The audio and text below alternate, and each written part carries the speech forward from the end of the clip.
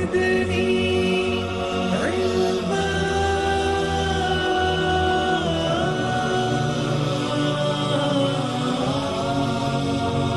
رب زدني علما.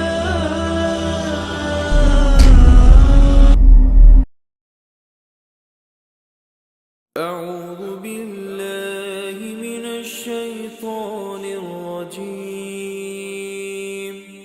بسم الله الرحمن الرحيم. إن الحمد لله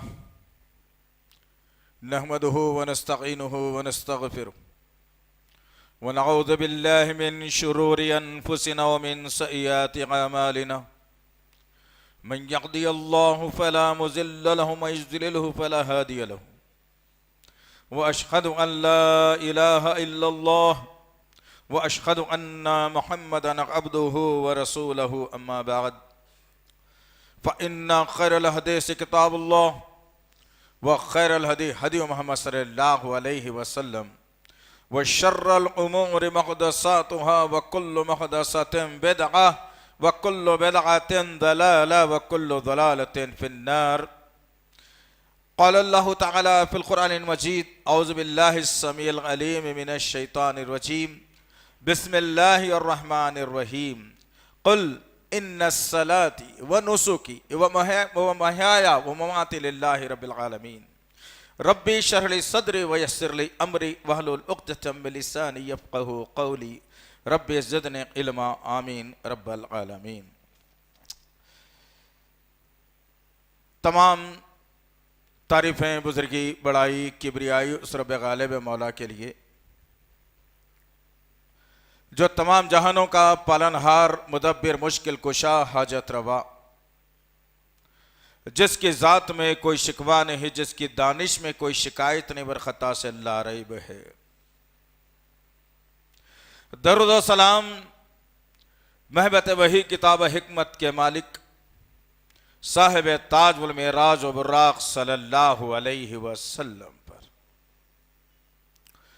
بزرگوں اور عزیز نوجوان ساتھیوں اور پس پردہ سننے والی اسلام کی معزز و معتبر خواتین، یہ اللہ کا بے پناہ فضل اور کرم احسان ہے کہ اللہ وحدہ لا شریک لہ نے ہم کو مسلمان گھرانے میں پیدا فرمایا. اللہ کا شکر احسان ہے کہ اللہ وحدہ لا شریک لہ نے محمد صلی اللہ علیہ وسلم جیسا نبی اور رسول عنایت فرمایا. اللہ کا شکر احسان ہے کہ اللہ وحدہ لا شریک لہ نے سوچنے اور سمجھنے کی صلاحیتوں سے نوازا. اللہ کا شکر ہے کہ اللہ وحدہ لا شریک لہ نے ایک معتبر کتاب جس کو قرآن حکیم کلام اللہ کہا گیا وہ ہمارے نام کی. عزیزان محترم، مسلسل 2 جمعوں سے ملک سے باہر رہنے کا اتفاق ہوا. خوشی بھی ہوئی اور دکھ بھی ہوا. خوشی اس بات سے ہوئی کہ ہم مسلم ملک میں موجود ہیں. دکھ اس بات کا ہوا کہ انہیں مسلم ممالک سے اسلام مٹ رہا ہے. یہ افسوس کے ساتھ کہنا پڑتا ہے جیزان محترم، خیر منائیے، شکر منائیے، اس ملک کے اندر آپ کو آزادی ہے بولنے کی، آپ کو آزادی ہے سننے کی، آپ کو آزادی ہے روکنے کی، لیکن نام مسلم ممالک کا ہے، لیکن کہنے، روکنے اور بولنے کی آزادی سے محروم کر دیا گیا.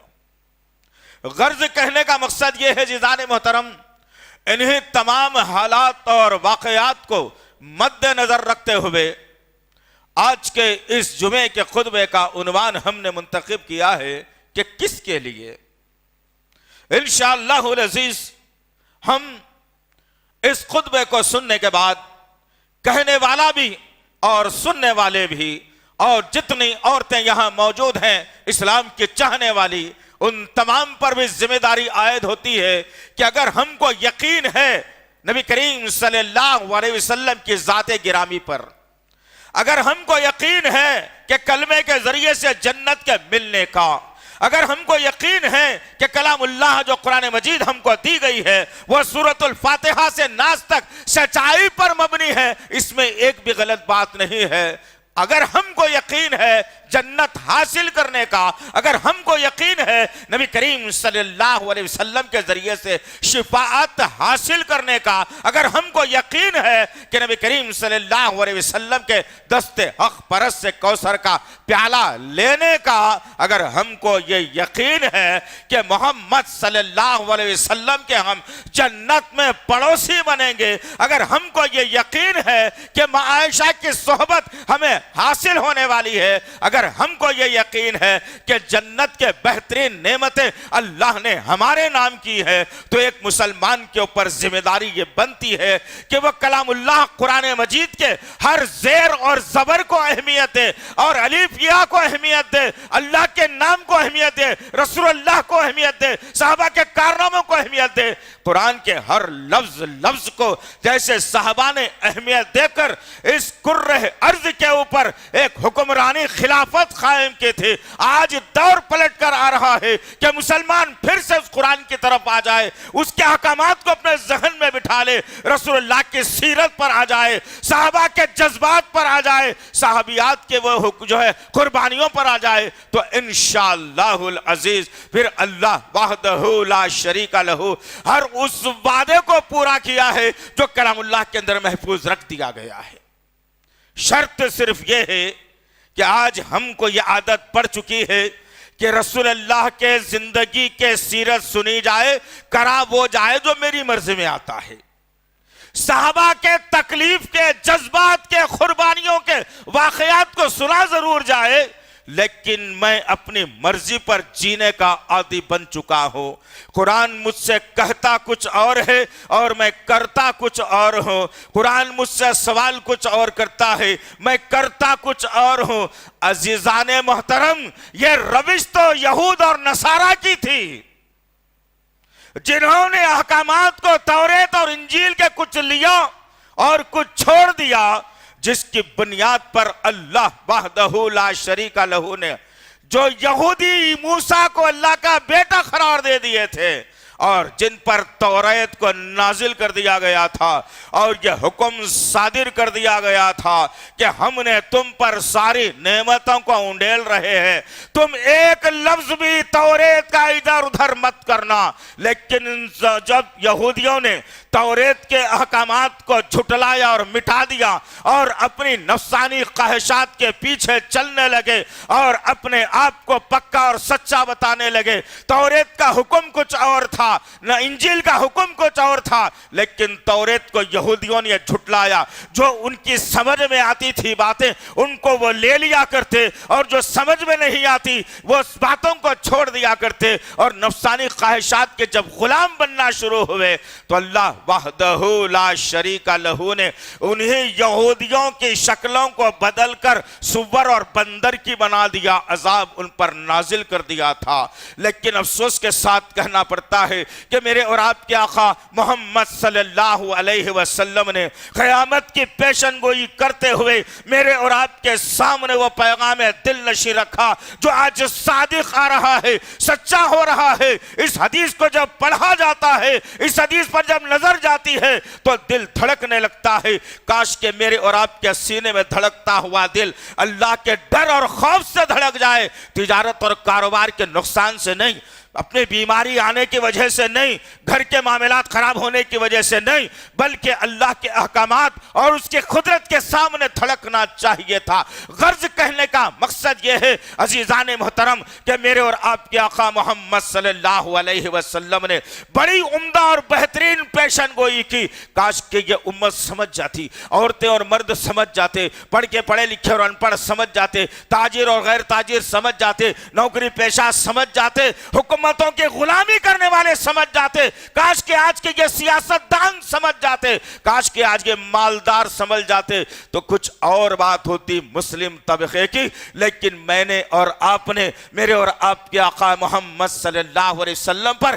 ایمان رکھتے ہوئے جنہوں نے ہر وہ شے کو کھلے کھلے انداز میں اس کائنات کے سامنے رکھ دیا، پچھلے کیا ہوا تھا رکھ دیا، ان کے ساتھ کیا ہو رہا ہے رکھ دیا، آنے والے حالات کیا ہوتے ہیں رکھ دیا، تمام باتوں کو رکھا. میرے آقا نے کہا میرے ساتھیوں کس کے سامنے کہا جا رہا ہے، کس کے سامنے؟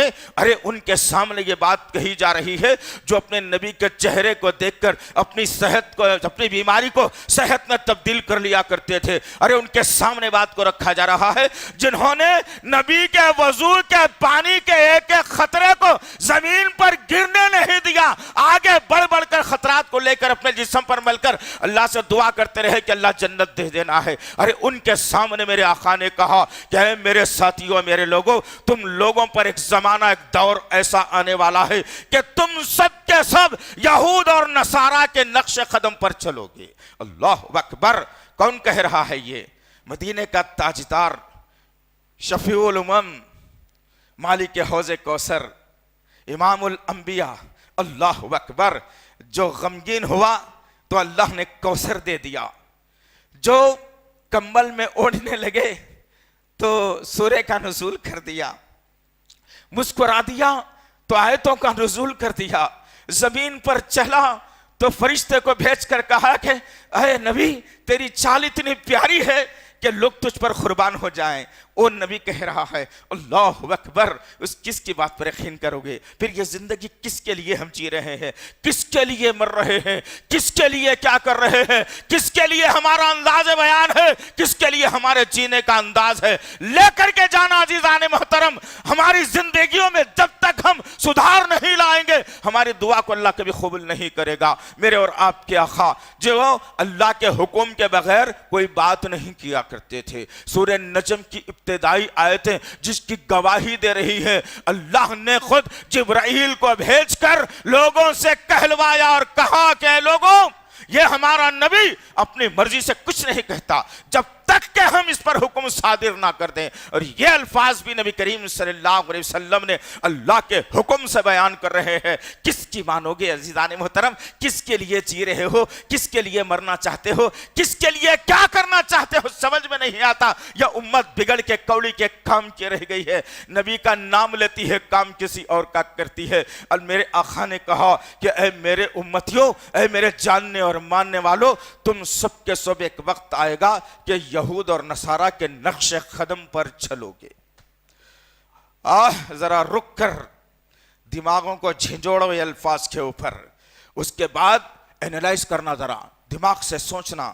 ہر چیز سوچتے ہیں نا یہ بزنس کروں گا تو آئندہ فائدہ ہوگا یا نقصان ہوگا؟ نہیں نہیں بھائی نقصان دکھ رہا، نہیں کرنا چاہیے. یہ کام کروں گا تو آئندہ فائدہ ہوگا نقصان ہوگا؟ ارے نہیں نہیں بھائی نہیں کرنا چاہیے. حتی الامکان بات تو یہ ہو گئی کہ اس لڑکے کو میری لڑکی دوں گا تو کبھی تباہ برباد نہ ہو جاؤں گا، یہ تک سوچنے کا تمہارے پاس جذبہ آ گیا. لیکن آقا کی پیشن گوئی کی طرح سوچنے اور سمجھنے کا جذبہ ختم ہو گیا. میرے آقا نے کس کے سامنے بات کی؟ جنہوں نے یہودیوں اور عیسائیوں کے خلوں کو مسمار کر دیا تھا، جنہوں نے یہود اور عیسائیوں کو اندر وہ ڈر پیدا کر دیا تھا کہ عمر آ رہا ہے، عیسائیوں کی ہے جو ہے نا بستیوں میں ہلچل مچی ہوئی ہے. ان کے سامنے میرے آقا نے کہا کہ تم لوگ یہود و نصارہ کے نقش قدم پر چلو گے. ذرا سوچو کیا دل کہا ہوگا ان کا.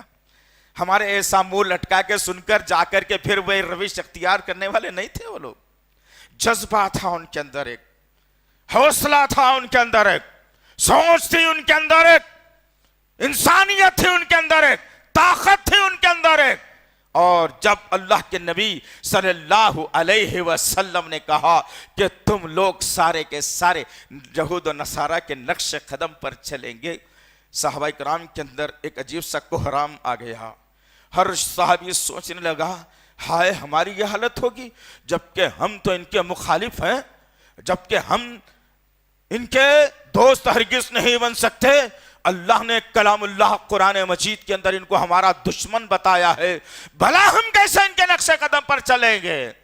تو میرے آقا نے 2-3 باتوں کو ان کے سامنے رکھ دیا, ان کو سنا دیا گیا, لیکن سچی میرے اور آپ کے ساتھ ہو رہی ہے. میرے آقا نے سب سے پہلی نشانی بتائی کہ ہو بہو میری امت یہود و نصارہ کے نقش قدم پر چلے گی. پھر میرے آقا نے کہا کہ کوئی یہودی یا نصرانی کسی گھوڑ پھوڑ کے سوراخ میں غیر ضروری ہاتھ ڈالے گا, میرا امتی دیکھے گا اور نہیں سوچے گا کہ وہ کیوں ہاتھ ڈالا تھا, یہ بھی اس کے پیچھے ہاتھ ڈال دے گا. پتہ یہ چلا, علماء نے لکھا, محدثین نے لکھا کہ وہ عمل امت محمدیہ کرے گی جو اسلام میں نہیں ہے, جو اسلام نہیں چاہتا ہے, جو یہود و نصارہ کو خوش کرنے والا ہو, وہ عمل ہم کر کے گزریں گے.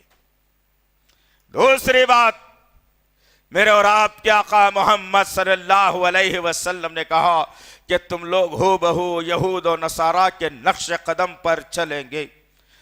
میرے آقا نے اپنی دونوں جوتیوں کو اتارا اور دونوں تلوں کو آپس میں ملا دیا. 2 تلے آپس میں مل گئے. صحابہ سے پوچھا, یا اے میرے ساتھیوں بتاؤ, کیا ان 2 تلوں کے اندر کسی قسم کا تم فرق محسوس کر رہے ہو؟ صحابہ نے کہا نہیں یا رسول اللہ, دونوں جوتیوں کو ملا دیا جائے تلوں کو تو وہ ایک سے نظر آتے ہیں. میرے اور آپ کے آقا محمد صلی اللہ علیہ وسلم نے کہا جیسے یہ جوتیوں کے 2 تلے ایک ساتھ مل گئے ہیں, میری امت بھی ہو بہو یہود و نصارہ کے ساتھ ایسے ہی مل جائے گی. کلمہ ہوگا ان کے سینے میں, قرآن ہوگا ان کے گھروں میں, میری محبت ہوگی ان کے ساتھ, لیکن چال چلن تہذیب اخلاق تجارت کاروبار رہنا سہنا فحاشی شراب سود سب میں ملوث ہو جائیں گے. یہ لوگ سب ملوث ہو جائیں گے اس کے اندر. حرام کو حلال بنا دیا جائے گا, حلال کو حرام کر دیا جائے گا, چہرے یہودیوں جیسے بنائیں گے, انداز نصرانیوں جیسے بنائیں گے. قرآن ان کے گھر میں ہوگا لیکن نصیحت حاصل نہیں کریں گے. ادھر زندگیاں ہیں کس کے لیے جی رہے ہیں میں اور آپ, جبکہ میرے اور آپ کے آقا محمد صلی اللہ علیہ وسلم کے قلب اطہر پر اللہ نے کلام اللہ قرآن مجید کی آیتوں کا نزول کر کے اس دنیا کو سمجھا دیا. دنیا میں جتنے انسان ہیں, دنیا میں جتنے مسلمان ہیں, ان سب کو اللہ نے سمجھا دیا اور بتا دیا. ہر صحابہ کے عمل پر, ہر نبی کے عمل پر اللہ قرآن کا نزول کر دیتا. جہاں غلطی ہوتی وہاں سدھرنے اور سنبھلنے کا موقع فراہم کرتا. جہاں اچھا عمل کر ڈالتے وہاں جنتیوں کی خوشخبریاں لگا دیتا میرا رب. لیکن کہاں ہے عزیزان محترم وہ قرآن کی اہمیت؟ ہم پوچھنا چاہتے ہیں یہاں بیٹھنے والے ماؤں بہنوں سے, ہم پوچھنا چاہتے ہیں یہاں کے بزرگوں سے, ہم پوچھنا چاہتے ہیں یہاں کے نوجوانوں سے کہ ہمارے پاس قرآن کی اہمیت کتنی ہے. ڈگری کی اہمیت ہے. جمعہ کا دن اگر آ جائے, ڈگری کا امتحان آ جائے, 12 بجے سے 2 بجے تک تمہارا امتحان ہو اور تم جمعے کو چھوڑ کر ڈگری کے امتحان میں بھاگ گئے, کہاں اہمیت ہے تمہارے پاس قرآن کی؟ کدھر اہمیت ہے تمہارے پاس؟ بچی کو رشتہ ہونا اگر ہے تو انگلینڈ کا داماد ہونا, آسٹریلیا کا ہونا, کینیڈا کا ہونا, ارے یہاں رہ کر کیا کمائے گا, کیا کھلائے گا ہماری بچی کو خاک. بغیر داڑھی کا ہونا, بچی داڑھی والے کو پسند نہیں کرتی, چاہے وہ نماز پڑھتا ہو یا نہ پڑھتا ہو, ہمیں اس سے کوئی مطلب نہیں ہے. اس کے کپڑے ٹخنے سے نیچے جاتے ہو, ہمیں کوئی مطلب نہیں ہے.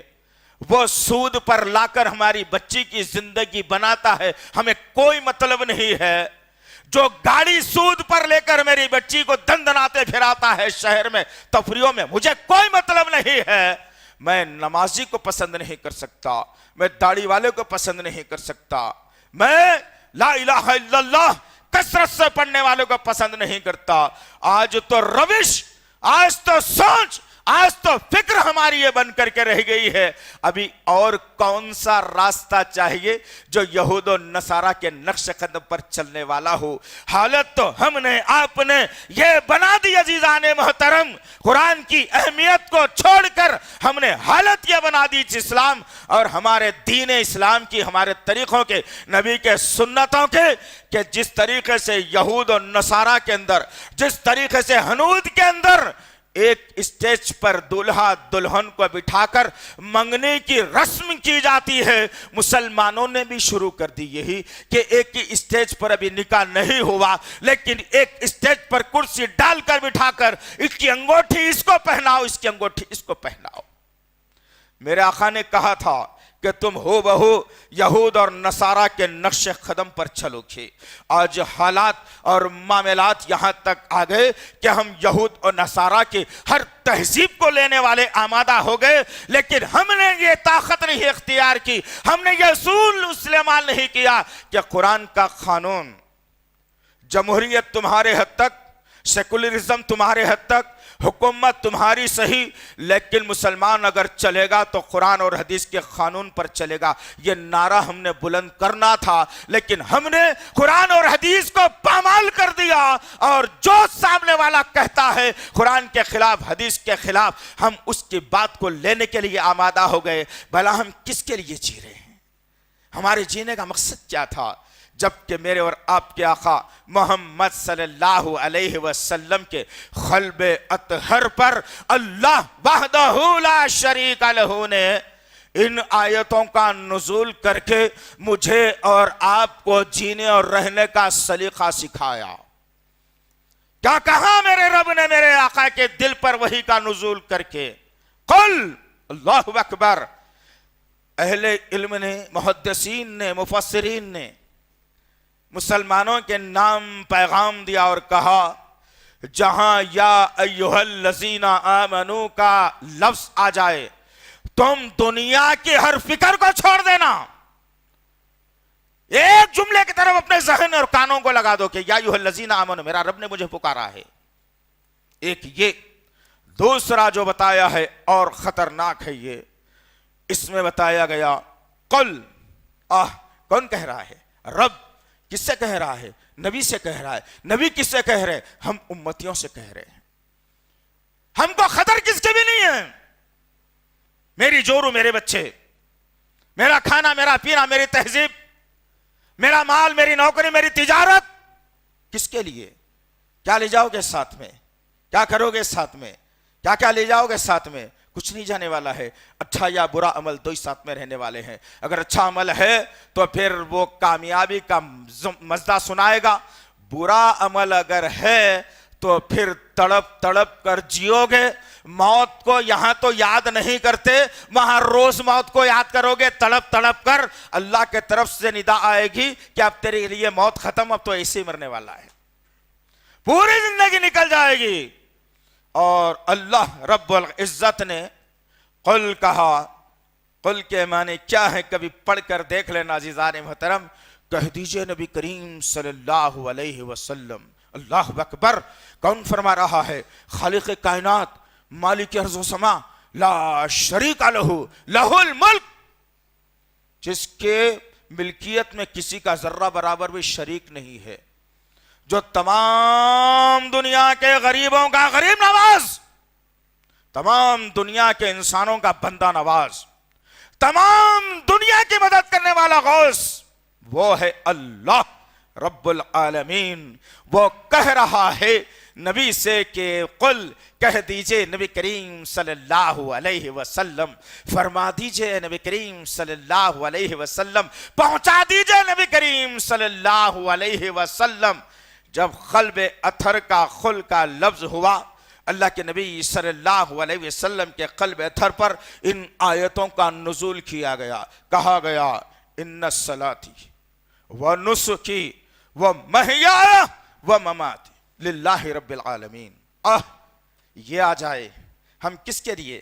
نماز ہماری کس کے لیے ہے؟ اپنے رب کے لیے ہے، لیکن نماز پڑھ کے میں جھوٹ بولنا نہیں چھوڑتا، نماز پڑھ کے میں دھوکہ دینا نہیں چھوڑتا، نماز پڑھ کے میں سود لینا نہیں چھوڑتا، نماز پڑھ کے میں نبی کی سنتوں کو جو ہے پامال ہونے کے لیے چھوڑ نہیں دیتا، میں صحیح طریقے پر نماز پڑھ کر آ جاتا ہوں، تو پھر یہ نماز اللہ وحدہ لا شریک لہ کے لیے ہے۔ اگر میں نماز پڑھ کر بے حیائی اور برائی کو نہیں روکتا اور نہیں چھوڑتا، وہی نفسانی خواہشات کو لے کر جیتا اور مرتا ہوں، تو پھر وہ نماز اللہ کے لیے نہیں، وہ نماز میرے لیے ہو گئی۔ نماز پڑھتے کس کے لیے ہیں؟ اللہ کے لیے۔ قل، کہہ دیجئے نبی کریم صلی اللہ علیہ وسلم، ان الصلاۃ والنسک، میری عبادت، میری قربانی، اللہ اکبر، کس کے لیے؟ اللہ وحدہ لا شریک لہ کے لیے۔ لیکن آج کہاں ہے ذرا بتائیے تو صحیح۔ اب لوگوں کو ذرا درد ہوگا ان جملوں کے اندر کہ اللہ پیدا ماں کے پیٹ میں 9 مہینے رکھ کر کیا، تقدیر کو بنایا، بڑا کیا، جوان کیا، دولت دی، شہرت دی، عزت دی، کمائی دی، گھر دیا، گاڑی دیا، پیسہ دیا، بیوی دی، اولاد دی، سب کچھ جو ہے اللہ وحدہ لا شریک لہ نے دیا۔ اور جب ترقی ذرا ہوئی میاں کو، تو میاں نے کہا کہ بھائی یہ تو بزرگوں کا عطیہ ہے جو مجھے ملا ہے۔ 9 مہینے تک ماں کے پیٹ میں رہا، بغیر رب کو جانے کے رہا، ماں کے رحم میں رہا، رحم میں جھلی میں لپٹ کر رہا، وہ گندگی اور غلاظت میں رہا، جہاں تک رب نے تجھے غذا پہنچا کر بڑا کیا۔ اور جب انسان بڑا ہو گیا تو کہنے لگا یہ تو میرے ولی کا جو ہے، میرے بزرگ کا عطیہ ہے۔ اور جب ترقی ہوتی ہے، کوئی نئی گاڑی بڑی خریدی جاتی ہے، کوئی تجارت اور کاروبار شروع ہوتا ہے، تو بکرا لے کر کسی کی خبر پہ جا کر اس کی قربانی کر کے خوشی اور داد تحسین حاصل کر کے انسان سوچتا ہے کہ میں نے تو اب حق ادا کر دیا ہے۔ اللہ نے کہا قل ان الصلاۃ والنسک ومحیایا ومماتی للہ رب العالمین، یہ تمام کی تمام شے جو تم کرنے جا رہے ہو وہ اللہ وحدہ لا شریک لہ کے لیے ہے۔ لیکن ذرا اپنے بغلوں میں جھانک کر دیکھنا کہ میں کہاں تک اس آیت کے تحت اپنی زندگی گزار رہا ہوں۔ آدمی سوچتا ہے کہ نماز کو زیادہ اچھے طریقے سے میں پڑھ لوں گا، تھوڑی شوگر کم ہو جائے گی، کمر کا درد بھی چلا جائے گا۔ آدمی سوچتا ہے کہ نماز میں پڑھ لوں گا تو گھر میں خیر آ جائے گا، برکت آ جائے گی۔ آدمی نماز پڑھ کے سوچتا ہے کہ بچے کا باہر کا ویزا تو ضرور لگ جائے گا۔ آدمی نماز پڑھ کے سوچتا ہے کہ ایک گھر پر دوسرا گھر بنا لوں گا۔ آدمی نماز پڑھ کر سوچتا ہے بیٹی کے لیے اچھا داماد آ جائے گا۔ آدمی نماز پڑھ کے سوچتا ہے کہ میری عزت میں اضافہ ہوگا۔ تو بھلا یہ نماز اللہ کے لیے کہاں ہوئی؟ یہ نماز اللہ کے لیے کہاں ہوئی؟ آؤ ذرا اس نماز کا بھی تذکرہ کر کے دیکھتے ہیں۔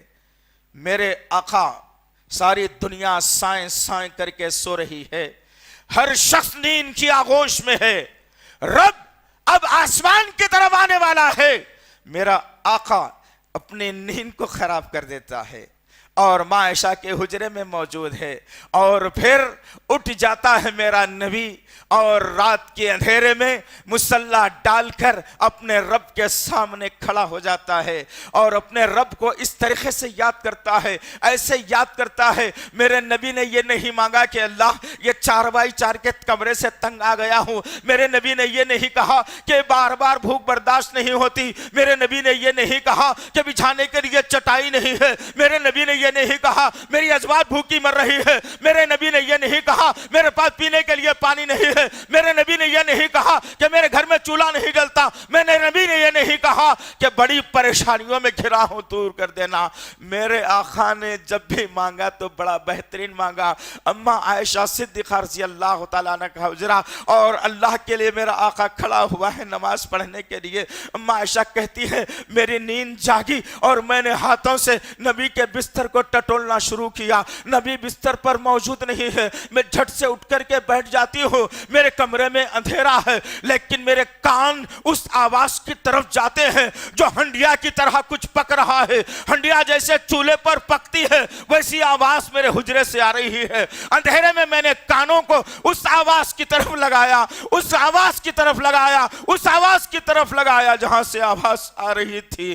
میں نے کان لگا کر کے جب سنا تو میرے آقا کی وہ آواز تھی۔ میرے آقا اپنے رب سے سجدے میں کیا مانگ رہے تھے؟ کہہ رہے تھے یا اللہ میرے امتی، یا اللہ میرے امتی، یا اللہ میرے امتی۔ یہ پکار رہے تھے اپنے رب کو۔ میرے آقا اور میرے آقا کا سینہ کھول رہا تھا، آواز بڑی کرراہٹ سے نکل رہی تھی۔ یہ تھی رب کے لیے نماز۔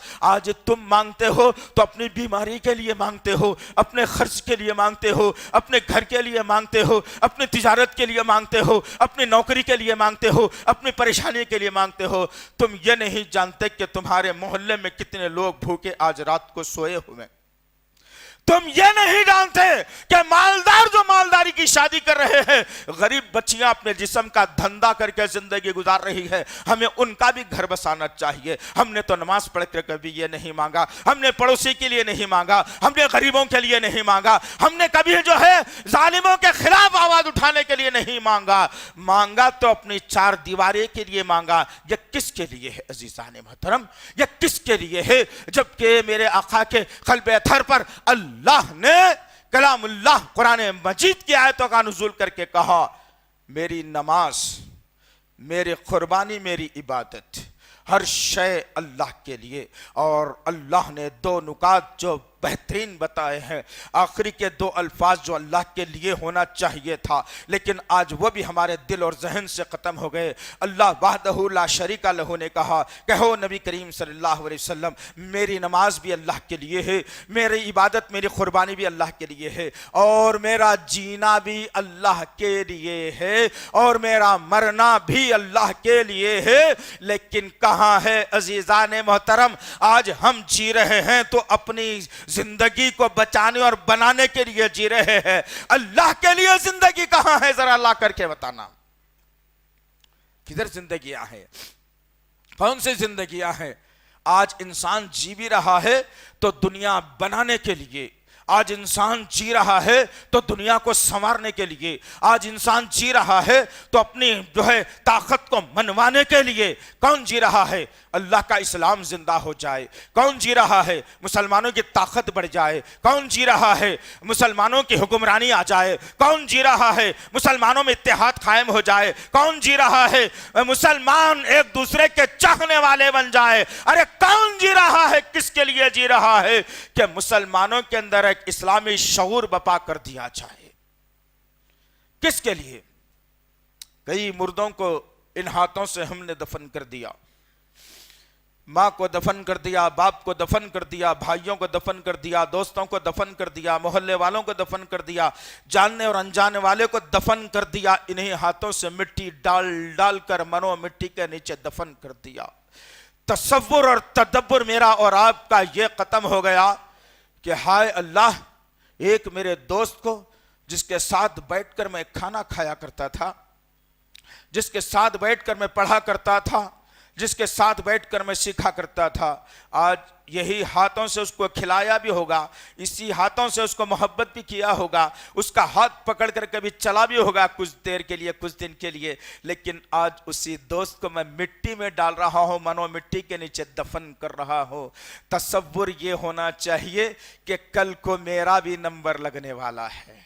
تصور یہ ہونا چاہیے کل یہ سارے لوگ کھڑے رہنے والے ایسے ہی کھڑے رہیں گے، میرے چاہنے والے میرے منہ پہ خاک ڈالیں گے اور یہ زبان سے جملہ ادا کریں گے کہ جلدی کرو جلدی کرو۔ اللہ اکبر! ذرا سوچو عزیزان محترم، کس کے لیے جینا ہے؟ اگر دنیا کے لیے جینا ہے تو پھر ابو لہب کو یاد کرنا پڑے گا، دنیا میں اگر دنیا کے لیے جینا ہے تو ابو جہل کو یاد کرنا پڑے گا، دنیا کے لیے جینا ہے تو ولید بن مغیرہ کو یاد کرنا پڑے گا، یا اگر دنیا کے لیے جینا ہے عتبہ اور شیبہ کو یاد کرنا پڑے گا۔ ارے دنیا کے لیے اگر جینا ہے، محل بنانے والوں، گھروں کی تعمیر کرنے والوں، تاریخ شاہد ہے، اللہ نے کلام اللہ قرآن مجید کے اندر اور میرے آقا نے اپنی زبان نبوت سے وہ پیغام دل نشیں مجھے اور آپ کو دیا اور کہا کہ اے دنیا کے چاہنے والوں، اے دنیا میں اپنی منزلیں طے کرنے والوں، اے دنیا میں مال و زر بنانے والوں، اے دنیا میں اپنے گھروں پر، اپنے بلڈنگوں پر،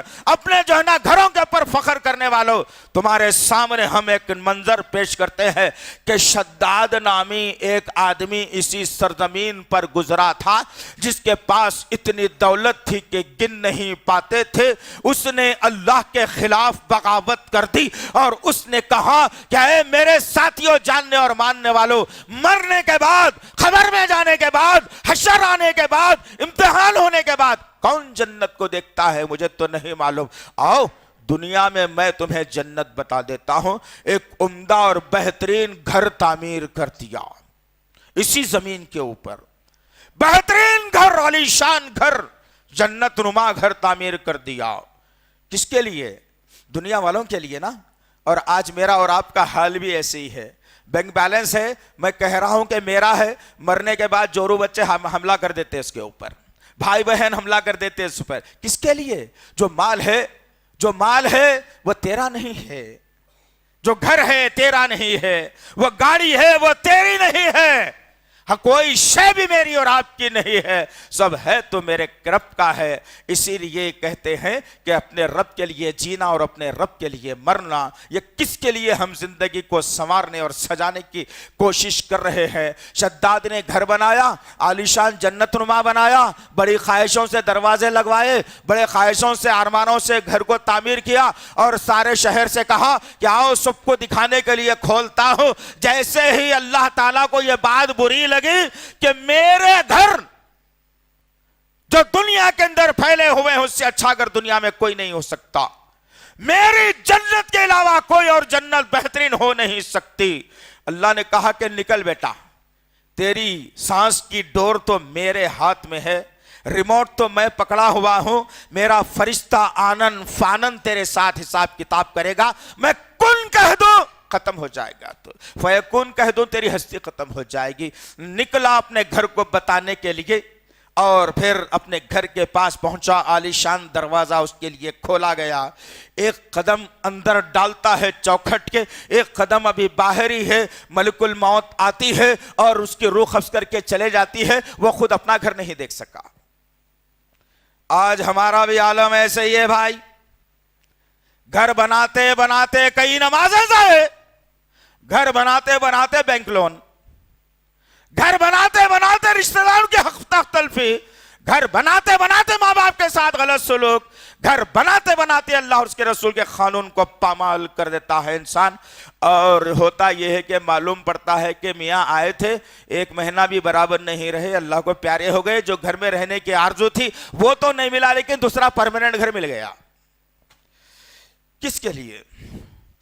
میرے آقا نے تو کہا نماز بھی اللہ کے لیے، عبادت بھی اللہ کے لیے، جینا بھی اللہ کے لیے، مرنا بھی اللہ کے لیے، رب العالمین کے لیے۔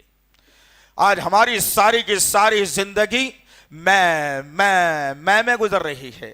یہ میں جو میں کہتا ہے اس کے گلے پر چاقو چل جاتی ہے، تو ہرگز میں کے طرف نہیں جانا چاہیے انسان کو۔ کیا ہو گیا ہے میری اور آپ کی زندگیوں کو؟ کدھر جا رہی ہے ہماری زندگیاں؟ اگر چاہتے ہو اللہ والے بننا، اگر چاہتے ہو جنت کی کیریوں میں سے کیری حاصل کرنا، اگر چاہتے ہو کہ سیدھے ہاتھ میں نامہ اعمال دیا جائے، اگر چاہتے ہو نبی کے دست حق پرست سے کوثر کا پیالہ مل جائے، اگر چاہتے ہو نبی کی شفاعت، اگر چاہتے ہو جنت میں نبی کے ساتھ رفاقت، اگر چاہتے ہو نبی کا مسکراتا ہوا چہرہ دیکھنا، تو آج زندگیوں میں ایک انقلاب بپا کرنا پڑے گا کہ فجر سے لے کر رات کو سونے تک میری زندگی صرف اللہ کے قانون کے لیے ہو، نبی کی محبت اور ان کے سنتوں کے لیے ہو، مساجد کو بھرنے کے لیے ہو، غریبوں کی مدد کرنے کے لیے ہو، بیواؤں کی مدد کرنے کے لیے ہو، بیماروں کی تیمارداری کرنے کے لیے ہو، اسلام کے قانون کو نافذ کرنے کے لیے ہو۔ اور جو کوئی اسلام اور مسلمانوں کے خلاف، عزاؤں کے خلاف، اگر مساجد کے خلاف، مدارس کے خلاف کوئی اگر قلم یا زبان اٹھاتا ہے تو پھر اس قلم کو بھی توڑ دیا جائے گا، اس زبان کو بھی نکال لیا جائے گا۔ یہ ہے اللہ والوں کی زندگی۔ کس کے لیے جی رہے ہو؟ کس کے لیے؟ مسجدیں ویرانی کا شکار ہے، تم بازاروں کو بھرے ہوئے ہو۔ فجر میں مسجد پکار رہی ہے الصلاۃ خیر من النوم، تم بستر میں لپیٹ لپیٹ کر سو رہے ہو۔ سود تمہیں بلا رہا ہے، 0% سود پہ تمہیں دیا جائے گا، گھر یوں ہی بنا لو 10 سال میں پھٹ بھی جائے گا، لیکن قرآن گھر میں رکھا ہوا تم کو اس بات سے روک رہا ہے تمہیں۔ دیکھو نہیں، اگر ایسا کر لو گے نا تو اللہ اور اس کے رسول سے جنگ کرنے کے لیے تیار ہو جاؤ۔ اگر ایسا ہی کرتے رہو گے نا تو اپنی سگی ماں کے ساتھ زنا کرنے کے لیے تیار ہو جاؤ۔ اگر ایسا ہی کرو گے نا تو پھر شیطان جیسا چھو کر انسان کو دیوانہ باولا بنا دیتا ہے۔ سود دینے اور لینے والوں، ہم تمہارا حال بھی قیامت کے دن ایسے ہی بنا دیں گے جیسے کسی انسان کو جن نے چھو کر خپتی بنا دیا ہے، پاگل بنا دیا ہے۔ وہ قرآن کہہ رہا ہے، وہ قرآن چلا چلا کر کہہ رہا ہے، 1400 برس سے یہی الفاظ دوہرا کر رہا ہے۔ اور الحمدللہ جن لوگوں نے یہ قانون کو اپنے سینے میں بٹھا لیا، جن مسلمانوں نے قرآن کے قانون کو اپنی زندگی میں لا لیا، اللہ وحدہ لا شریک لہ ان سے راضی بھی ہو گیا اور وہ اللہ سے راضی بھی ہو گئے۔ اب جب اللہ ان سے راضی ہو جاتا ہے تو اللہ وحدہ لا شریک لہ جنت کے اعلیٰ باغوں میں سے ایک باغ عنایت کر دیتا ہے۔ کدھر ہے زندگیاں؟ نمرود ہمارے سامنے موجود ہے، کس کے لیے جی رہا تھا؟ دنیا کے لیے۔ فرعون ہمارے سامنے موجود ہے، کس کے لیے جی رہا تھا؟ دنیا کے لیے جی رہا تھا۔ آؤ جو اللہ کے لیے جیتے ہیں ان کی زندگیوں کے بارے میں بھی کیا کہنا۔ ہم نے کئی مرتبہ ان واقعات کو آپ کے سامنے رکھا ہے، صرف شرط یہ ہے اپنے لقموں کو اچھے حلال کے بنانا، دل بھی دھڑکنا شروع ہوتا ہے ان باتوں سے، اور ایمان میں طاقت بھی آ جاتی ان باتوں سے، نبی سے محبت بھی ہو جاتی، اللہ کا ڈر اور خوف بھی آ جاتا، جنت میں جانے کے راستے بھی تلاش کرتے، جہنم کو ہمیشہ کے لیے بند کر کے رکھتے۔ کب ہوگا یہ؟ جب ہمارے لقمے اچھے ہوں گے انشاءاللہ۔ آؤ ذرا ان کی زندگیوں کو دیکھتے ہیں، کس کے لیے وہ جیتے تھے۔ ایک 2-3 واقعات عمدہ بتا دوں تاکہ املا ہو جائے، ذہن نشین ہو جائے، یاد تازہ ہو جائے انشاءاللہ، اور پھر میں اور آپ اپنے رب، جو بگڑا ہوا رب ہے، جو بچھڑا ہوا رب ہے، جو غصے میں ہمارا رب ہے، وہ رب مان جائے میری بات، وہ رب سن لے میری دعا کو، وہ رب کے عرش تک میری دعا پہنچ جائے۔ یہ فکر میری اور آپ کی ہونا ہے، یہ فکر میری اور آپ کی ہونا ہے۔ آؤ ذرا دیکھتے ہیں، آج تو الحمدللہ یہاں بھری ہوئی یہ مجلس، بھرا ہوا یہ جمعہ، بھری ہوئی یہ مسجد، اوپر عورتیں بھری ہوئی، نیچے مرد اور ضعیف نوجوان بھرے ہوئے ہیں، لیکن سوال یہ ہے کہ وہ طلب، وہ محبت، وہ خلوص، وہ اللہ کا ڈر، وہ محبتیں کہاں سے لائیں گے؟ یہاں تو ہر سینہ حسد سے بھرا ہوا ہے، یہاں تو ہر سینہ ایک دوسرے کی دشمنی سے اٹا ہوا ہے۔ رب کو رب مانتا ضرور ہے، لیکن خبر میں دھسے ہوئے مردے سے امیدیں لگا کر بیٹھا انسان۔ آؤ پلٹ کر اس قرآن کی طرف آؤ پلٹ کر نبی کے فرمان کی طرف آؤ ذرا دیکھتے ہیں. آج آسائش آرائش تمام کی تمام سہولتیں موجود ہیں. بھوک لگتی ہے تو گھر میں کھانا موجود ہے 30 دن کا, اور پیاس اگر لگتی ہے تو ٹھنڈا پانی موجود ہے. باہر نکلتے ہیں تو چھاتا موجود ہے. گھر میں گرمی ہوتی ہے تو کولر پنکھا فریج موجود ہے, اے سی موجود ہے, سب چیز موجود ہے. لیکن رب کیا ڈر سینوں سے نکل گیا, نبی کی محبت چلے گئی. آؤ اس وقت کا واقعہ میں چھیڑ دوں آپ کے سامنے, شاید ہمارا ایمان کو تازہ بھی ہو جائے. مکے کی سرزمین, اسلام انگلیوں پر گنے جانے والے مسلمان, اسلام کی پہچان صرف 3 نکات پر تھی. نہ نماز, نہ روزہ, نہ زکوٰۃ, نہ حج, بلکہ 3 نکات پر اسلام چل رہا تھا. توحید, رسالت اور آخرت کے بنیاد کے اوپر. میرے آقا جن سے بھی ملتے یہ 3 نکات پر گفتگو کرتے اور نصیحت کیا کرتے تھے. انہی ماحول کے اندر آج ڈرتے ہو نا تم. ابھی تو ایک قانون آیا ہے سپریم کورٹ کا, تم کو کیا پتا اس سے کیا کرنا ہے تم کو بھائی؟ جو روح بھوکی مر جائے گی, بچے کا ایگزام رک جائے گا, پریشانی گھر تک آ جائے گی, تم یہ سوچ سوچ کے مر جانا. اسے اللہ کا ڈر نہیں ہے ہمارے سینوں میں. جو اللہ سے ڈرتا ہے وہ اس دنیا کے بناوٹی ہر قانون سے لڑ جاتا ہے, بھڑ جاتا ہے, یاد رکھنا, لیکن اللہ کے قانون پر کبھی آنچ آنے نہیں دیتا. سپریم کورٹ نے ابھی ایک قانون نافذ کیا ہے, کل ہی کی بات ہے, کہ جو آدمی عیسائی بنے گا, جو آدمی جو ہے مسلم بنے گا, ان سے پورے طریقے سے ان کے اختیارات کو کھینچ لیا جائے گا. تعجب کی بات ہے, تعجب کی بات ہے, مسلم بننا ایسا جرم ہو گیا اور ہم نے جواب نہیں دیا اس کا. بہت سارے میں سمجھتا ہوں بھائی بہنوں کو تو پتا بھی نہیں ہوگا ایسا ہوا کیا. ابھی نئے ایک جج صاحب بیٹھے ہیں سپریم کورٹ کے, اللہ انہیں ہدایت دے. ہم ان کی مخالفت تو نہیں کر رہے ہیں, لیکن یہ کہنا ضروری ہے کہ مسلمانوں کے خلاف بول بول کر کب تک اپنی دنیا سجاتے رہو گے تم؟ کب تک یہ سیاستدان ہندو مسلم کہہ کے مسلمانوں کو بدنام کرنے کی سازش کرتے رہو گے تم؟ کب تک کے مسجدوں پر پابندی لگانے کی بات کرتے رہو گے تم؟ کب تک کے مدارس کو جھنجھوڑنے کی بات کرتے ہو تم؟ آج آسام کے قریب سے قریب 800-900 مدرسوں پر بند ہونے کا, اور ہاتھ میں حکومت تالا اور چابی لے کر قانون کی زنجیروں میں جکڑ کر ان مدرسوں کو بند کرنے پر آ گئی. لیکن میرا ایک بھائی بھی اس میں سے اٹھ کے ان کی جو ہے نا ان مدرسوں کی تائید میں بات نہیں کیا. کل قیامت کے اندر جھنجھوڑ کر سب کو سزا دے کر پوچھا جائے گا کہ میرا اسلام بدنام ہو رہا تھا, مدرسے جانے کی بات ہو رہی تھی, میرے علماء کو جیل میں ڈالنے کی بات کی جا رہی تھی, تم نے کیا کیا؟ نئی گاڑی لے کر پھرتے رہے, گھر میں اچھا کھانا کھاتے رہے, اولادوں کو دنیا کی تعلیم پڑھاتے رہے, مدرسہ بند ہوتا رہا, تم نے کوئی طلب اختیار نہیں کی. پوچھے گا اللہ, یاد رکھنا, تیار ہو جاؤ. رب جب پوچھے گا کیا جواب دینا ہے وہ آپ کا اختیار ہے, ہم نہیں کہیں گے اس معاملے میں.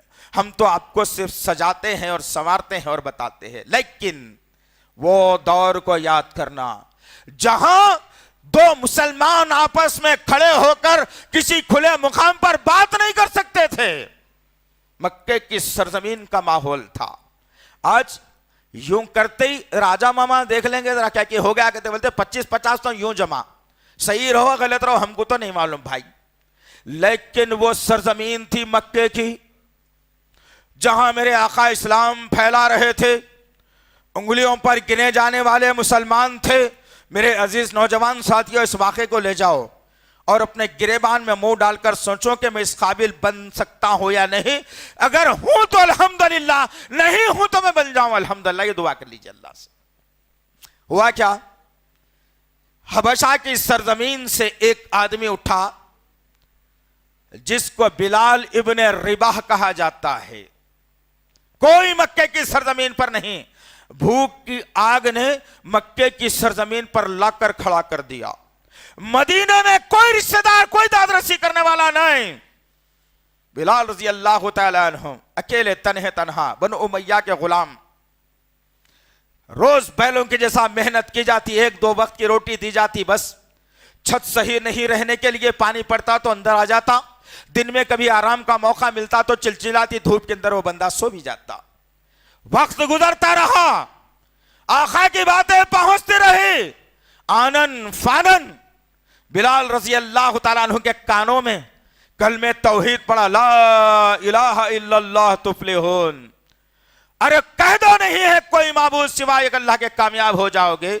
بلال رضی اللہ تعالیٰ عنہ آنن فانن اٹھے، بے چین ہو گئے اپنی جگہ پر۔ ہم کبھی بھی نہیں ہوتے، ہم کبھی بھی نہیں ہوتے، 1 سال تک جمعے سنتے 50، لیکن انقلاب نہیں آ سکتا۔ دل سے کیفیت ہونی چاہیے، اللہ سے وہ رغبت ہونی چاہیے، رسول اللہ سے وہ محبت ہونی چاہیے۔ اٹھا میرا بلال، نبی کے قریب گیا، کہا کہ کیا کہا یا رسول اللہ؟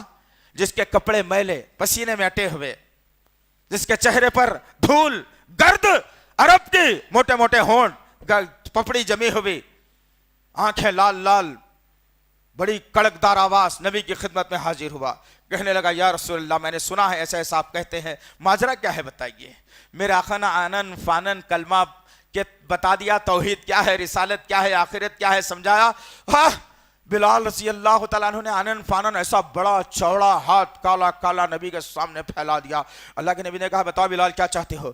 کہا یا رسول اللہ لا الہ الا اللہ پڑھنا چاہتا ہوں۔ سبحان اللہ و بحمدہ، ایک غریب جو بنو امیہ کا غلام ہو، جس کے پاس رہنے کے لیے گھر نہ ہو، جس کے پاس لباس نہ ہو، جس کے لیے چھت نہ ہو، جس کے لیے کھانے پینے کا سامان میسر نہ ہو، کلمہ قبول کر لیتا ہے بندہ۔ اس کے بعد جو ظلم کے پہاڑ توڑے گئے، وہ ظلم، سبحان اللہ، اللہ چشم فلک سے منظر دیکھ رہا ہے میرے بلال کا۔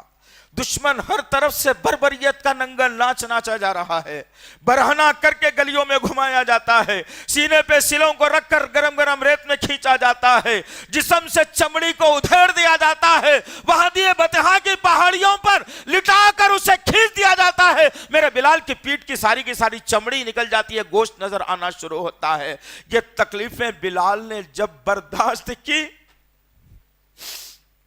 سمجھو دوست، ایک ایک تکلیف کا اگر خلاصہ کیا جائے تو وقت نہیں ہے۔ ہم نے کبھی برداشت نہیں کی یہ تکلیفوں کو، فجر میں اٹھنا ہی محال ہے ہمارے لیے۔ میرے بلال نے جب یہ تکلیفوں کو برداشت کی، اور ابو بکر صدیق رضی اللہ تعالیٰ عنہ نے منظر دیکھ کر ابو جہل سے کہا کہ اس کو آزاد کر دو، مت تکلیفیں دو بھائی، کیوں ستا رہے ہو اتنا؟ کہا کہ نہیں یہ ہمارا غلام ہے، کچھ بھی کر سکتے ہیں، آزاد اگر کرانا ہو تو ایک مرغی کے انڈے کے برابر سونا دینا پڑے گا۔ ابوبکر صدیق آنن فانن گھر کی طرف دوڑے، ذرا سن لینا مالدارو، جب میں پیسوں کو دبا کے رکھنے والوں، اسلام کو محتاج بنانے والوں، غریب بچیوں کی زندگیوں کو دوسرے غیر مسلموں غیر مردوں کے حوالے کرنے والوں، ذرا غور سے سننا اس بات کو۔ ابوبکر صدیق دوڑے گئے اور اپنے گھر میں ڈھونڈا، کچھ سونا ملا، لے کر کے آئے، ابو جہل کے ہاتھ میں رکھ کر کے کہا کہ میرے بھائی کو آزاد کر دو۔ ابو جہل نے کیا کہا تھا؟ یہ جملہ کہا تھا جو آج کی یہ ناپاک حکومت بھی کہتی ہے، اور آج کے یہ لٹیرے بھی کہتے ہیں، جن کو اسلام کیا ہے نہیں معلوم، اور ہم سننے کے عادی بھی بن چکے ہیں۔ کیا کہا تھا ابو جہل نے؟ یہی الفاظ، ابو بکر اتنا سونا کس کے لیے دے رہے ہو؟ یہ تو انتہائی گراوا غلام ہے ہمارا۔ اللہ اکبر۔ میرے ابو بکر نے دور اندیشی سے بات کرتے ہوئے کہا، اے ابو الحکم ابو جہل، تو کیا جانتا ہے میرے بلال کا مقام و مرتبہ؟ اللہ نے اسے چن لیا ہے، چن لیا ہے۔ ہوا کیا اس کے بعد؟ میرے نبی کو معراج ہوئی۔ غور سے سننا عزیز نوجوان ساتھیوں، تمہاری شدید ضرورت ہے اسلام کو۔ تمہاری جوانیاں فیس بک، واٹس ایپ، انسٹاگرام کے لیے نہیں ہے، راتوں میں جاگنے کے لیے نہیں ہے، اچھے اچھے کھانے کھانے کے لیے نہیں ہے، اچھی گاڑیوں میں گھومنے کے لیے نہیں ہے۔ تمہاری اگر ایک ایک جوانی ہے، اللہ کی قسم دے کر کہہ رہا ہوں، میں قسم نہیں کھاتا عام طور پہ، بہت ہی وزن ہوتا ہے بات میں تو جب ہی قسم کھاتا ہوں، میں اللہ کے قسم دے کر کے کہتا ہوں کہ تم سب اسلام کے مجاہد بن جاؤ، یاد رکھو اس بات۔ آج وقت ہے، آج وقت ہے، ہر نوجوان کی ضرورت ہے اسلام کے لیے، میں بار بار کہہ رہا ہوں، آج اسلام کے لیے ضرورت ہے تمہاری، آؤ اسلام چاہتا ہے تمہیں، بے آرو مددگار چھوڑنا نہیں چاہتا اسلام، آؤ۔ بلال رضی اللہ تعالی جوان، کڑیل جوانی میں میرے نبی کو معراج ہوئی۔ بات پوائنٹ کی ہے، غور سے لے جانا، آخری بات سنا رہا ہوں یہ۔ معراج ہوئے میرے نبی کو، معراج کے سفر پر میرا نبی، سب چیزیں ہو گئی، اب جنت دیکھنے کی باری آ رہی ہے۔ اللہ اکبر۔ جبرائیل علیہ السلام نبی کے ساتھ جنت کے دروازے پر کھڑے ہیں دو۔ جبرائیل نے جنت کے دروازے پر دستک دی، جنت کے داروغہ نے کہا کون؟ کہا میں جبرائیل۔ جنت کا داروغہ دروازہ کھولتا ہے، دیکھتا ہے دو ہیں. جنت کے داروغہ نے پوچھا یہ کون ہے؟ کہا کہ یہ محمد صلی اللہ علیہ وسلم ہے. پھر جنت کے داروغہ نے پوچھا کیا انہیں بلایا گیا ہے؟ ہاں انہیں بلایا گیا ہے، دعوت دی گئی، آسمان کی سر، آخری نبی ہے. جنت کے داروغہ نے فوری دروازہ کھولا، استقبال کیا، اہلاً و سہلاً مرحبا. آئے نبی کریم صلی اللہ علیہ وسلم، آپ جنت میں قدم رکھ رہے ہیں، اچانک نبی کے قدم رکے. جبرائیل سے میرے نبی نے سوال کیا، پوچھا جبرائیل یہ کیا ماجرا ہے یار، تو اور میں، جنت میں تیسرا تو کوئی نہیں ہے نا؟ جبرائیل نے کہا نہیں. پھر میں سن رہا ہوں، تو بھی سن رہا ہے اس بات کو کہ میں جنت میں بھی قدم رکھنے والا ہوں، لیکن تیرے اور میرے قدم سے پہلے کسی اور کے چلنے کی آواز آ رہی ہے. جبرائیل نے پلٹ کر نبی سے کہا، ابوبکر کے ان الفاظ کو ذہن میں رکھنا کہ تو کیا جانتا ہے میرے بلال کا مرتبہ اور مقام جسے اللہ نے چن لیا ہے. ادھر اللہ معراج کے سفر میں نبی اور جبرائیل کو منظر بتا رہا ہے کہ نبی کہتے ہیں کہ کون ہے بتا. جبرائیل نے پلٹ کر کہا مبارک ہو یا رسول اللہ، آپ کا بلال زمین پہ چلتا ہے، اللہ اس کے قدموں کی آواز کو جنت میں سنا دیتا ہے. کہاں سے لاؤ گے دوست، کہاں سے لاؤ گے یہ زندگی؟ کس کے لیے جی رہے میں اور آپ؟ بلال نے رب کے لیے جیا تھا، اللہ نے اس کے قدموں کی آواز کو جنت میں سنا دیا. آج میں اپنے لیے جیتا ہوں تو میری آواز، میری تکلیف کو پڑوسی بھی نہیں سنتا ہے. آؤ اسلام کے لیے، اسلام کے واسطے، نبی کی محبت کے لیے، رب سے ڈرنے کے لیے، جنت حاصل کرنے کے لیے، جہنم سے بچنے کے لیے، عذاب قبر سے بچنے کے لیے، موت کے وقت کلمہ لا الہ الا اللہ جاری و ساری کرنے کے لیے آؤ. اسلام دعوت دیتا ہے تمہیں. کوئی جی ایس ٹی نہیں، کوئی وی ایس ٹی نہیں، کوئی ٹیکس نہیں، کوئی انکم ٹیکس نہیں، کسی ای ڈی کا ڈر نہیں، کسی جو ہے سی آئی ڈی کا ڈر نہیں، کسی اور کا جو ہے نا محکمے کا ڈر نہیں. آزاد اسلام ہے، آزاد اسلام. اور یاد رکھنا ان ظالموں کے نام یہ پیغام ہم دینا چاہتے ہیں اس منچ سے، اس منبر سے، کہ اگر اسلام کو قید کرنے کی کوشش کرو گے، یاد رکھنا تمہارے سامنے نمرود کی زندگی نہیں ہے تو ہم بتا دیں گے تمہیں انشاءاللہ. اگر اسلام کو قید کرنے کی کوشش کرو گے تو فرعون کی زندگی تمہارے سامنے نہیں معلوم تو ہم جتا دیں گے تمہیں انشاءاللہ. اگر تم چاہتے ہو کہ اسلام کی سرحدوں کو میٹنا یا اسلام کو پابند کرنا تو پھر ابو لہب اور ابو جہل، ولید بن مغیرہ، عتبہ اور شیبہ، اور پھر یہودیوں کے بڑے بڑے سردار کعب بن اشرف کا حال بھی دیکھ لینا انشاءاللہ. میرے عزیز نوجوان ساتھیوں، میری ماؤں بہنوں، التماس ہے آپ سے، التجا ہے آپ سے. اللہ نے وعدہ کر لیا رزق کے دینے کا یارو، لیکن یقین نہیں ہے. اسی رزق کو کمانے کے لیے رات دن لگا رہے ہیں. اللہ نے کہا میری عبادت کرو، میرا ذکر کرو، میرے حبیب کے طریقے پر چلو، قرآن کو پڑھا کرو، نوافل کا اہتمام کرو، کبھی کبھی تہجد پڑھ لیا کرو، صدقہ خیرات کرو، غریبوں مسکینوں کی مدد کرو، محتاجوں کی مدد کرو، بیواؤں کی مدد کرو، بھوکوں کو کھانا کھلاؤ، مساجد کی تعمیر کرو، مدارس کو قائم کرو، حفاظ کی تعداد بڑھاؤ. اسلام نے یہ سب کچھ کہا، لیکن کہاں ہے عزیزان محترم؟ کون ہے وہ لوگ؟ کہاں ہے وہ لوگ؟ آج بڑی ذمہ داری سے کہہ رہا ہوں، اگر ہماری الماریاں اگر کھولی جائے نا، میں تنقید کرنے کا عادی نہیں ہوں دوست، میں پکچر بتا دیتا ہوں، میں تصویر کشی کر دیتا ہوں، میں وہ منظر بتا دیتا ہوں. اگر حقیقت ہے تو لے لینا، اگر نہیں ہے تو اللہ مجھے معاف کرے. آج ہماری الماریاں اگر کھولی جائے نا تو ہر خانہ اپنی جو ہے نا دولت کے انبار کا جواب دے گا اور کہے گا کہ یہ بیٹی کا خزانہ ہے، دعوت میں جانا ہے تو 4-5 تولے سونا پہن کر جائے گی، میری عزت خراب ہو جائے گی نہیں پہنے گی تو. یہ خانہ میری جورو کا ہے، 10 تولے سونا تو اس میں ہونا چاہیے. اگر میری بیوی کسی دعوت میں چلی جائے، اگر نہیں پہن کر کے جائے، لوگ دیکھ کر کے کہیں گے فلانا کی بیوی تو کچھ پہن کر کے نہیں آئی. وہ 10 تولے سونا جمع کر رکھ رہے ہو، کل قیامت کے دن گنجا سانپ بن کر ڈسنے کے لیے آ جائے گا. آج وقت ہے میرے اور آپ کے پاس، تو اسلام کی فکر کرو اپنے گھر سے زیادہ، مساجد کی فکر کرو اپنے گھر سے زیادہ، مدارس کی فکر کرو اپنے گھر سے زیادہ. انگریزی تعلیم کو چھوڑ کر اسلامی تعلیم کی فکر کرو، تب جا کر کے کوئی مسئلہ حل ہو سکتا ہے. بہرحال اسلام دعوت دے رہا ہے، آنے کی دعوت دے رہا ہے۔ پہلے سے ہم اسلام میں ہیں، تھوڑی سی دوریاں ہیں، ان دوریوں کو ختم کر لیں انشاءاللہ۔ ہر آدمی اکیلا اکیلا بیٹھ کر اپنے رب سے معافی مانگ لے، جتنی کوتاہیاں جتنی غلطیاں ہوئے معافی مانگ لے۔ ایک اور اپیل کرنا جی چاہتا ہے، ہمیشہ سے میں کرتا ہوں اس ممبر کے آخری میں، لیکن کیا کروں، ہم سنتے ہیں سمجھتے ہیں لیکن قدر نہیں کرتے۔ جمعے کے دن 12:30 بجے مسجد میں رہنے کی عادت ڈالو۔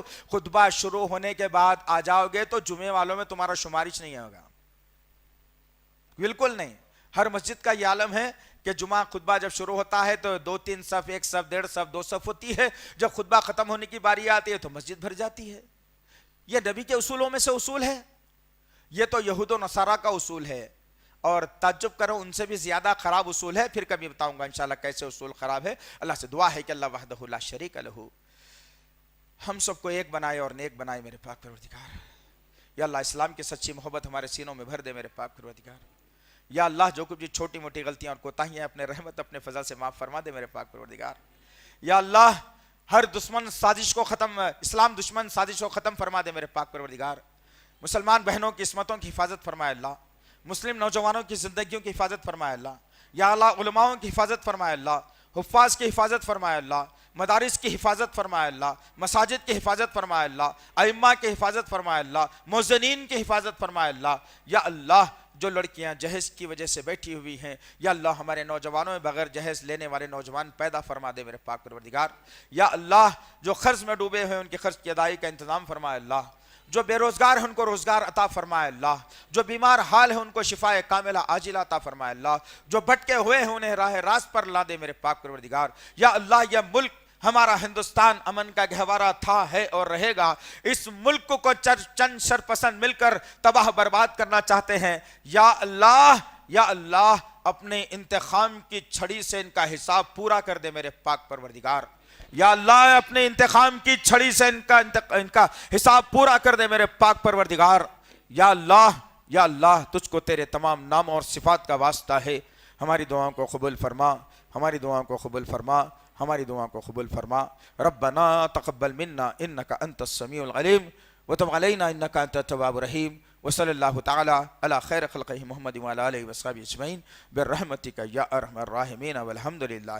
مزید علماء اور مقررین کے بیانات سننے کے لیے ہمارے YouTube چینل کو سبسکرائب کیجیے۔ جزاک اللہ۔